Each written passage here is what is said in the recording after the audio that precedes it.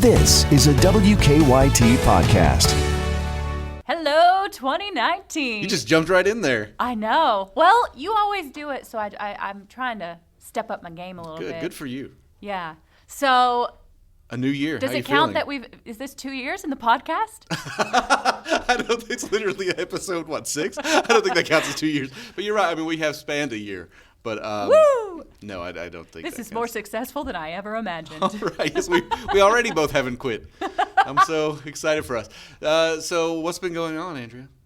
Oh, well, I mean, we had Christmas, which we're actually technically recording this before Christmas. Don't ruin the magic. Although the magic has been ruined. Kenny does at one point say he's coming in on the 24th or stay till the 24th. And I was like, well, this is going to come out afterwards, Kenny, but I don't want to tell you that. Yeah, so what's going on right now? We finally got the Ken Harvener on the podcast. He was elusive. Yes. I wanted to have a running gag where at the end of the episode somebody would suggest that we should interview Kenny, and then we just never did. Every time. That really would have been good. He was as charming as we thought he would be. Is he not the sweetest person? Yeah. On the planet? Chief photographer here at WKYT. He's been here a few years. Mm-hmm. He was here before I started. He was here before Andrea was born. Is that true? I don't know. I just made that up. I think it is. No, I really do think it is. Which is crazy. And he's not the only one. I mean, that's one thing that we really draw on a wealth of knowledge and experience coming to work here. And not a lot of TV stations, it's such a revolving door. You don't have people that have been in the business and, known the area for so long. So it's nice. Kind of the legacy you can draw upon. Exactly. Yeah, nice. That we just ride on those coattails every time. Also, one funny note from our last episode, we talked to Hillary Thornton. She talked about spending all that time in Frankfurt, but Monday was her first day back, and she was excited. And she said it wouldn't really feel like it until she got back there. And then that night, Governor Bevin called a special session. Of course. And Tuesday morning, who was at Frankfurt tweeting about that all-day special session but Hillary? Of course. It's almost like he knew she had just gotten back from maternity leave. Yeah, I tweeted at her. I was like, we got to get her back up here. Now you are officially back. So that may have been a careful what you wish for thing, because she got to go back to Frankfurt. But she does a good job, and better her than me. She knows her stuff. She does such a good job. I was glad that I was randomly off those 2 days. I said, oh, thank goodness. I know. And that's all it lasted. And it was weird because Bill wasn't even here for the special session. He never takes a day off, and then that happens while he's gone. So it was kind of crazy. Yeah. But he still didn't really miss much because not a lot happened. Yeah, anyway, we've talked way too much about that. It's really not worth talking that much about. Nothing happened. And so here we go. This is our conversation with Ken Harvener, chief photographer at WKYT, one of the most knowledgeable people here and probably one of the kindest. Hello, everyone. So glad to have you back on the podcast. And we have finally pulled through on our promise and the recommendation that we received with Mr. Dick Gabriel. We have Ken Harvener. We have finally tracked him down, the great wide well of WKYT. I know. He's so excited to be here, aren't you? I'm thrilled. Just a hint of sarcasm. That's all right. Now, I think today, wrangling you down really kind of speaks to the kind of guy that you are. You had 2 long days this week already, and we know that you weren't excited because you're a behind-the-scenes kind of guy. So right. Being, in the spotlight is not in your wheelhouse. But you came in early for us to help us out because just the kind of guy he is. I was going to say, at any given point, asking, where's Kenny going to be, tomorrow? I don't, they don't know. Yeah, exactly. So first of all, let's go back to the beginning. How did you get into news? Because I know that wasn't really your first choice. No, my major in school was police administration. Mm-hmm. And Dick Gabriel mentioned that because that was also what I started out as. Yeah, and then I got my degree in that from Eastern. There weren't a lot of openings around. I worked construction while I was in high school, and so I got with a barn building company for about 3 or 4 years before I kind of fell into this stuff. Yeah. So. Well, I know a lot of people if you have anything or on your house you need fixed, they're like, if you can't find anyone else, call Kenny because he could probably fix it. Yeah. Well, it may be fixed all right. To fix the things my husband fixed. Remember that commercial? I've got a question for you all, though. Because no, this is not how this works. I'm just kidding. Go ahead. One, I've noticed you've been doing a lot of interviews with the people that are older. Is there a reason for that? Well, we want to get it out of the way before they start dying off. Okay, that's as long as I know. Oh my gosh, that's what I was thinking. I didn't even notice that. I don't think that's even true. I think it is. think it's a respect thing, you know. True. For doing You this, all we wanna have talk to you have people a who got wealth the of best stories. That's Yes. good. That's a good. Yeah, line. you like that? I just gave up with that. Stay but with that. I'm going to stick with that. Politics. If this Yeah. doesn't work out, Victor. And the other is, I don't know. I've been to several electronic stores, and I cannot find a pod to buy so I can listen to your all's newscast. I know a lot of people don't really get the whole What is a podcast podcast? concept. I can't find a pod.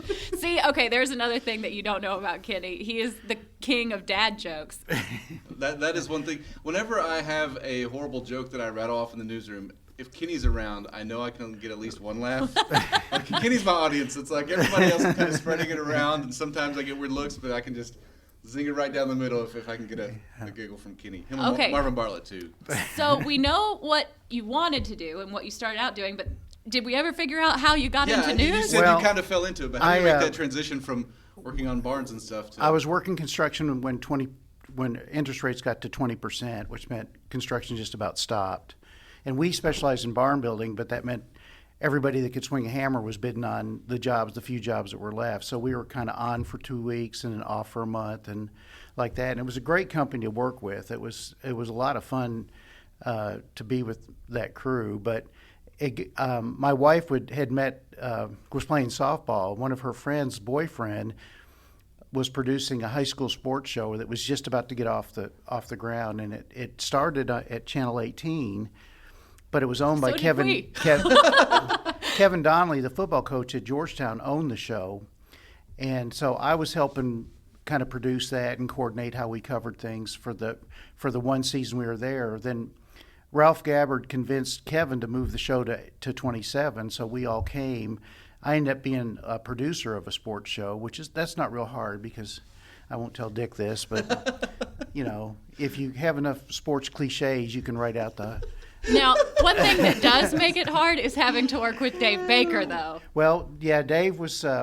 We had to learn how to cue Dave, and I love Dave to death. And you could set him on fire, and he wouldn't miss a beat. True. But he can go as long as he wants to go. I was gonna say, that's the sometimes. thing. How do you get him to stop talking? That's it. That's the After thing. about 2 or 3 shows, the 3-minute cue became the 2-minute cue, and the 1-minute cue became the rap cue, and we could judge. We knew if we gave him a rap cue, that He'll wrap up a minute later. Right. He was going to ask one more question. Right, of course. So we shifted our little cues back about a minute, and it seemed to work out all right. It's hard to rein that guy in. Now, another person, see, I know a lot of stories about you that you haven't told me because you and Bill were the team for a long time. Yeah. So you've had to put up with him even longer than I have. Right, exactly. So what are some of your favorite Bill Bryant Well, memories? when Bill and I started, we would almost have to go door to door to deliver our product because we were riding dinosaurs around, and we would go Oh to my everyone's gosh. home, and we would have to chisel in these little news stories into the cave wall. But no, he and I have worked together a long time, and it was always fun. He would do his anchoring where he was, and then we would shoot the rest of the day and throw a story together. And he can make something out of just about anything and make it interesting. And was, I think, the best audio editor I've ever worked with, because when we put a package together, I'd usually just stand over his shoulder and say, well, we do this shot, and then I got a nap break here. This is when we were tape to tape, and you couldn't go back and just bust Right. things apart and drop If in you- things once you edited everywhere. something, It was there. it was there. Yeah, you couldn't go back and start again. Or you could, but it would take you forever. When you started out, what kind of gear did you have? Because I know now we have these tiny little cameras, and then when we need to send video back to the station, we have this little box called a TVU that's basically a bunch of cell phones. But When I started, we had about a 30-pound camera, and it had a color trans, so it was about a 5-inch light if you needed to have a light on it, and it cabled down to a battery belt that we used to call bat belts because it did actually look like Batman's utility belt. I mean, it was huge. It was about 15 pounds, and then you had a tripod to carry and things like that. So we had about 70 pounds of gear moving around. We had a 3/4-inch deck on the other shoulder that weighed about 25 pounds. So we had a 30-pound camera and about a 25-pound record deck and lights and everything like that. I'm 5'9" now. I used to be 6'2". They beat you down in it news. really is one of those back in my day type things. But then I see pictures from back then, and Yeah. I think, oh, we really do have it I bet you were in so shape. much better. I was compressed.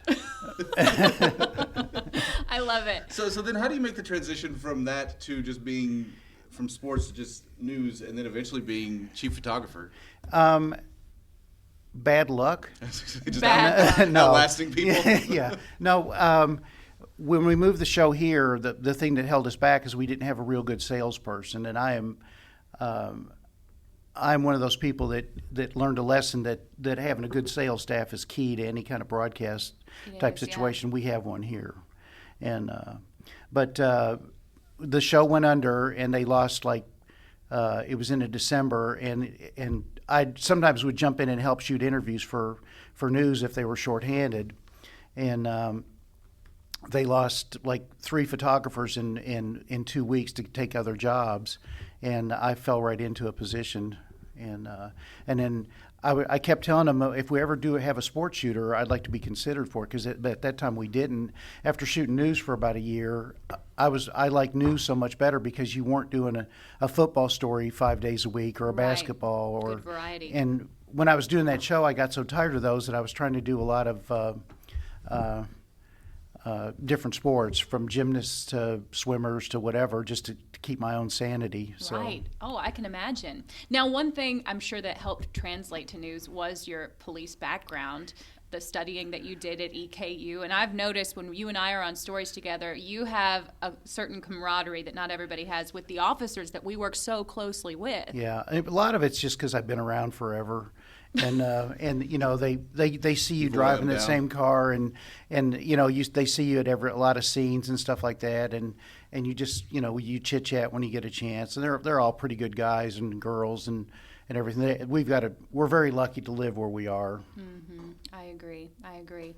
Now that kind of brings us to another point. I was saying, even though you're behind the scenes, when I go to a story with you, way more people know you than know me. Yeah, and that's I'm from Lexington, and that's pretty much it. It's there's not a lot of us that to go out there, and so people do at least know your face. Yeah, and you were one of the kindest faces when I started working here. It's kind of I was like, everything's going to be okay, because I think I might have worked with you during my first week for sure. And I remember Victor, when he switched from the other station. Yeah. He used to work alongside you a lot. I'd see you out of stories all the time, and I thought, well, Kenny's over there. I guess it'll be all right. Yeah. So you have a good presence. Well, and the thing is, we all really get along at all the stations. The people in the field, especially, and it's a friendly competition. But it is a competition, though. I mean,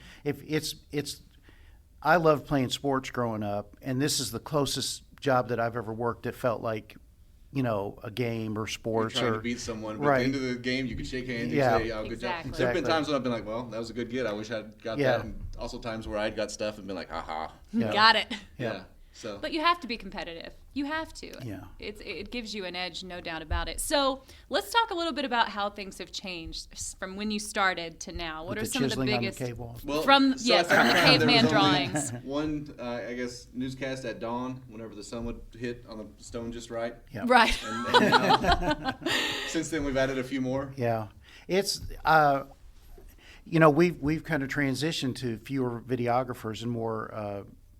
I still call them one-man bands, but MMJs, and we're very lucky here because we've always had 2 or 3 on our staff all the time. We've got a whole lot more than that now, but this is as good a group of journalists that I've ever worked with, and they can do it all, and they all shoot good video. Victor started that way; he's one of them, and we've got a good crew here of young people that are I think are as good a journalists as we had here, any time at WKYT. There's just something about having a photographer and a reporter, and that's one of the things I think that it bothers me to see a lot of times. At a lot of places, it's happened here. Whenever we have a photographer leave, we'll fill it with a one-man band, and there are times when you need a reporter. Absolutely. And a photographer. So I would take a stand on that. We need out. photographers in news. We do, but it's a business too, and we always have to remember that, and it's always kind of changing, and sometimes it drops off that way, and sometimes it goes back. Just the way things work out, and it is a business, and as long as we hire good people, and we have some videographers, I think we're going to be okay. Yeah. And we've got some of the best of those. Are a lot of us seasoned veterans, but we've got some very talented people here that could work anywhere in the country. It's also been interesting watching photographers kind of develop new skills. Darnell, now he will go out, shoot an entire story himself, bring it back, and just tap me on the shoulder and say, hey, come voice this. Yeah. I'll go up and voice it, and to people watching at home, it seems like I did all this work when really it was Darnell doing everything. Devin shoots sports; he does a great job at that. Yeah. Bart, obviously, all of his stuff with Miranda. Yeah, they all talented, and the problem is that we've got we're an older group. And so there was no place for some of the younger people to kind of move up to. So that was, but we didn't let anyone go. They all found better things to go, which is, I think, the right way to do stuff like this, if that's what we're going to have to trend to. And I tip my hat to our management for doing it that way, because, some places come in and just clean house. But this has always been a friendly place to work. So a lot of our photographers have been around a while, but how many reporters have you worked with over the years? I couldn't even think. Can you even guess? No, estimate it? No, I've never thought of that, and I'd be scared to think of. Because it's kind of a revolving door. It is. So what do you tell people when they're getting into this business? I mean, you are really good about helping us because, like I say, you've worked with so many talented people. You know what works, you know what doesn't. So what advice do you have for people just trying to break into it? One, if you're thinking about doing it, then try it. And try and give it at least 2 years wherever you're at. Because if you decide it's not for me, chances are you can go somewhere and make a lot more money than what you would be hanging out here. You got to love this stuff to stay with it. But it's also, if you give it the 2 years and you decide it's not for me, chances are you've seen and reported on some story that you think, ooh, that might be kind of cool to do. So at least you can see a lot of things that way, and just give it your best shot. Mm-hmm. What has this been like for your family? Because this is definitely the kind of job. One thing we talked about, it's a lifestyle. Yeah. You are, oftentimes on call. Sometimes you just have to miss things. So right. You stay till the story's done. Right, and it's tough. I've missed ball games and recitals and things like that, and it tears you up. I mean, because that's where you want to be. And I've loved sports and I've coached a few things, but usually I would try and take it as an assistant coach so that if I couldn't show up because I couldn't get off work, that the team's not wondering who the head coach is and where they're at. So those are the kind of things you do. My wife played a lot of sports, so she understood that too. And your wife too is beloved around here. Yeah. She bakes bread for everybody. Like I've never met her. Yeah. But I already love her. You know what I mean? She's just wonderful. Yeah. And then also you've got your boys. Right. And they were both living about 13 hours away. My youngest one has moved back to town and is working he's plenty busy, but he's trying to figure out where he wants to go next.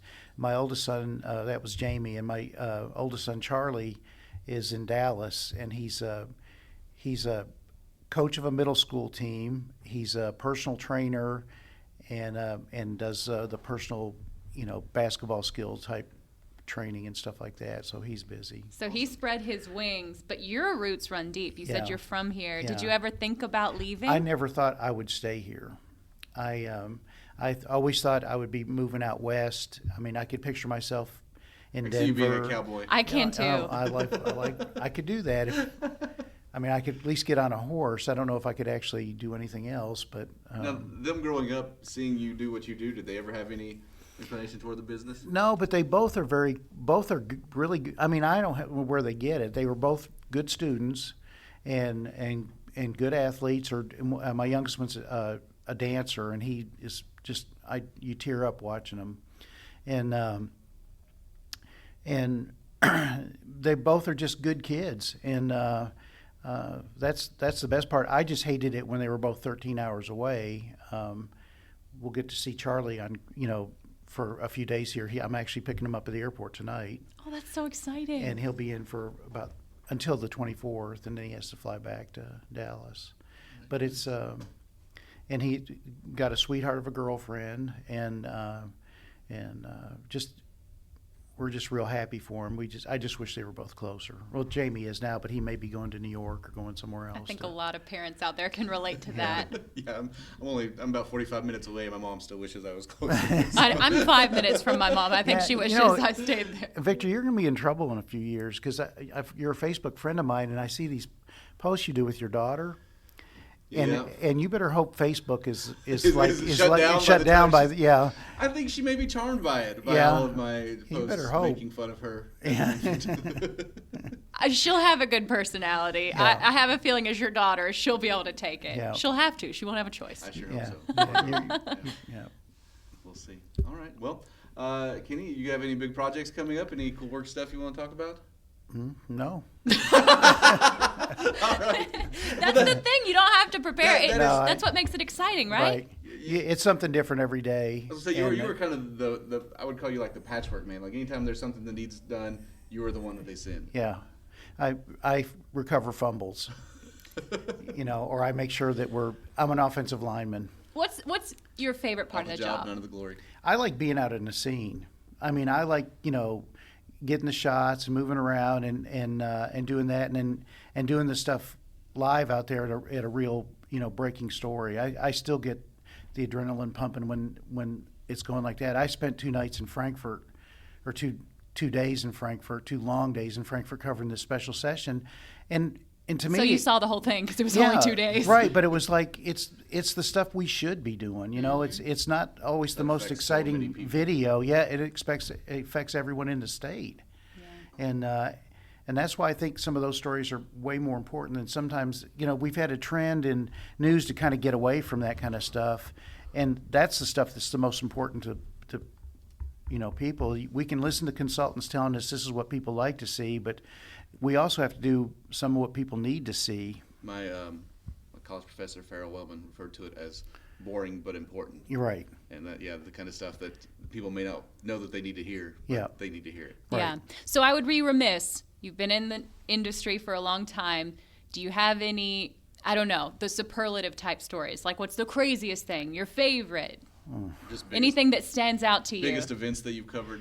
I tell you, with Bill covering inaugurations a couple different times, was just he's heck on wheels, if you know what I mean. Mm-hmm. And I do know what you mean. He does, but it's also you have to round him up every once in a while. Well, he plays politician a little bit. You'd think he was running for office the way he's shaking hands with everybody. Holding babies. The Christmas parade, I was joking about Mayor Bill because he was just spending the entire time just walking down the line, shaking hands and dancing with kids. Yeah. Oh gosh, you got to wrangle him in. Yeah. But I bet that was cool. And he is one of my best friends. But he and I have been screaming at each other before, and then just 2 minutes later, all right, let's go. Yeah. And you're totally over it. Exactly. You just let it go. And if you don't have a thick skin, that might be the other thing to have in this business is because you can get it from anywhere, and most of it comes from yourself. I'm like, man, I blew that one up. And especially with social media, people don't give you a break. Right. Yeah, that didn't used to be a thing. They might have been thinking it, but they didn't have the platform to say it to you. People would have to take the time to write a letter, and by the time they'd start writing, they'd be tired and be like, But now they can just. Oh, I've gotten some letters. Oh, believe it or not, I've handwritten. Yes. That's creepy. I know. Moving on. That's not important. Yeah. Any final words of wisdom for us? No, I really don't. I'm not very wise. Yes, you are. That's not true. But you are modest. Thank you. All right. Thank you so much, Kitty. So that was our conversation with Ken. Andrea, how do you think that went? I love him. Yeah. I really do. I mean, what else can you say? He's just one of the nicest people, and I love his dad jokes. He knows how to lighten the mood in the newsroom. You know what I mean? Because people get too serious sometimes, and I think he knows, he's been around long enough. He's like, there will be another This day. too shall pass. Exactly. Yeah, so he kind of brings that reality check to us a lot of times when we need it. So, yeah. There's a reason why people were like, you should talk to Ken Harvener. You should talk to Ken Harvener. Everybody was saying it. And anytime I'm getting sent out to somewhere and they say, oh, Ken's already out there. Kenny's already out there. I go, oh, okay, good. Well, then I'm it gives you good. You can kind of sigh of relief. And I never worry about if there's enough video, if he's out at a scene. I know. He's the best. He really is. All right, so that was our conversation with Kenny. Now, let's talk about our recommendations for this week. Andrea, would you like to go first? You told me you have something. You prepared. Yes. So yesterday, I went out to Saul Good, So I do the Fox 56 morning show, and we had a little luncheon with all the people from Fox. So, yeah, we went to Saul Good, and I'm bad about, before I go to a restaurant, I like study the menu because I want to make sure I make a good decision. And I didn't know about this. You only get one shot. You may never eat again. I know, and I always have envy. I'm very envious of everyone else's food. So I took it very seriously. Wow. Did you take notes? Well, I had it narrowed down to a few options, and I ended up going with the crab rangoon pizza. Oh, I didn't know they had a crab. my Is that new? gosh. Because their Thai chicken pizza is fantastic, and they've got a steak and red pepper pizza. Maybe that's great. Yeah. But the crab rangoon pizza, what all goes on this crab rangoon pizza? I don't know. It tastes just like a crab rangoon, though. Should I look it up on the Yeah, phone? look it up. Go ahead and look it up. But the good thing was... Tell me about this visit while I check this out, because you... Okay. I'll stall for you. No problem. I'm used to it. I have to do it all the time on live news. But, yeah, so several people around me also ended up getting pizza. So we kind of got to share and, test out each other's, which I always like. I wish I could get a sampler at every restaurant I go to because I always want to try everything. But definitely I made the best decision out of the other pizzas that I tried. It was so good. All right, here we go. You Thin got it? crust pizza, fresh from the oven. Saw good. Let me see. I'm looking it up. You want me to read it in like my... Oh, sure. Or you read it No, in I definitely want you to read this. No, I want you to read it in a because sexy it's got voice. some- okay, here we go. Let's do your best sexy voice. I now feel weird. Surimi style crab, whipped cream cheese, cheddar, crispy wontons, sweet chili garlic sauce, cilantro, and lime. Oh, baby. Ta-da! Ooh, baby. So that was the crab whipped cream cheese on a pizza. Oh, it was so good. Just trust me. Sweet- If well, you like crab rangoon, you're going to like I this do like pizza. the sweet chili garlic sauce. That sounds Oh, that was the best part. cool. I know I like that sweet chili garlic sauce because that's also the sauce on their Thai pizza. Their Thai pizza has peanut sauce, chicken, carrots, bean sprouts, cilantro, garlic peanut. Anyway, yeah. So the I Thai would say pizza's maybe good. next time, but I don't think I'll ever get anything else. The Argentinian steak pizza is also good. It's got Like I marinated said, steak, roasted red peppers, lime. I'm married to the crab rangoon pizza now. All right. Well, we'll bring you the wedding of Andrea and the crab rangoon pizza. That's coming up. my best lead right now, so woohoo! So that is your recommendation. My recommendation is a movie that I saw yesterday. It should still be out in theaters, theoretically, by the time this comes out. And that is Spider-Man Into the Spider-Verse. Now, this is the animated, It is right? an animated movie. I just randomly happened to have the day off because I forgot that I was filling in a few days. So, yeah, I didn't know what to expect, but some people here said that it was amazing and that I should go check it out. Well, that's right up your alley, too. I'm a huge Spider-Man fan. But it was better than I could have imagined. It might be one of my favorite superhero movies of all time. You made a bold statement. You said Right it up was there your with- favorite movie of 2018. I believe it is. And it's been a very good year for movies. Annihilation, fantastic movie. You should say it was. It's 2019 now, You're right. Victor. Good point. Mandy, a Nicolas Cage horror movie that I really enjoyed. I didn't even hear about that. I couldn't get my wife to watch it even though it was named after her. But, I mean... A horror movie? That's maybe... She's not a big... Quiet Place was very good. Just a lot of really good movies this year, but, I mean, obviously Infinity War. But, Spider-Man Into the Spider-Verse. What makes it so good? Just a blending of visual styles that it's kind of like watching a comic book come to life, but also it's in photorealistic certain parts, 3D, some of the background and stuff. I don't know. It was 3D? Do you have to bring glasses? No, I mean it's not like 2D animations. It's Oh, I gotcha. yeah. But it was just unlike anything I'd ever seen before. And there's certain characters that come in that are different visual styles. There's a black and white character. He's always in black and white. There's one who's a cartoon that he looks like, Bugs Bunny type thing at certain points, and it's just That's cool. And the story was really good. It was about this young boy who he's becoming kind of the new Spider-Man. Nice. So it's really good. So take your kids, or if you're like me, just go by yourself and You went by yourself? yeah, just get some weird looks from people. I think I'm going to... I feel like that's a rite of passage. I love going to the movies by A myself. lot of people do, and I don't. Yeah. I have never done it, but I'm not opposed to it at all. Although I I don't do it as often as I used to, and I think a part Well, of that's you got a kid obviously now, so. yeah. But I wasn't on TV as much. Now that I anchor and stuff, I could see people coming in being like, "Oh, there's that guy from TV, and he's sitting by himself." That's sad. Oh, you so popular. You such a loser though. Is that, too. yeah. It's like, is that the guy from Channel 27? But I mean, that's the thing. I sit, dead center. You got to get the proper viewing angles. I'm all about that. You can, because there's always like the one in the center where like two groups of people don't want to sit right next to each other. So you sit. Luckily, I didn't have anybody. Just sitting insert near me, yourself in awkwardly right in between both groups. So yeah, you guys mind if I borrow some popcorn? But so that's my recommendation: Spider-Man Into the Spider-Verse. Worth watching. All right, awesome. And I'm now going to put that on my to-do list. After go see a movie by myself. After Die Hard and after Gosh, he's got Ready me. Player One. Yes, yes, that's on my list. I want to see the new Creed movie. I was torn between that and Into the Spider-Man. Because the Rocky series is my favorite. But I think Creed, watching that on my TV at home, will be a very good experience as well. Whereas Spider-Man, it's such a visual movie, you want to see it on as big a screen as possible. I also want to see A Star Is Born with Lady Gaga. My wife wants to see that. Yeah. I think. Well, maybe me and Mandy will just wait and have a girls' night. You two can just check that out together. We'll red box it when it comes out. The song's on the radio. It's a little depressing. Don't. I haven't listened to it.